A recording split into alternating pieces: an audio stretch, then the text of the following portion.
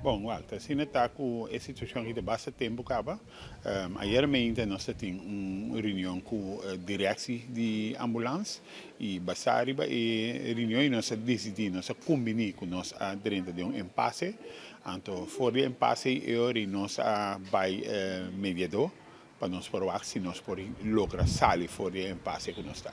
É a origem do problema aqui da descentralização, tá? Sim, a origem da descentralização. A centralização está na primeiro instante para motivo de Covid-19. Então, nós estamos nós meses a tomar medidas e a atender o custo que tem com a situação com Covid. Então, se Covid não tem mais, então se vai por descentralizar. Esse é o que nós estamos trazendo. Okay. Dado caso, você contesta? Bom, agora que nós estamos no mediador a pedir eigenlijk para nós temos tudo o que está sucedendo na mesa e nós respeitamos isso aqui também. Também nós não providemos detalhes de que está sucedendo atualmente na mesa. Okay. Pois não sei que depende do seguinte passo de você agora.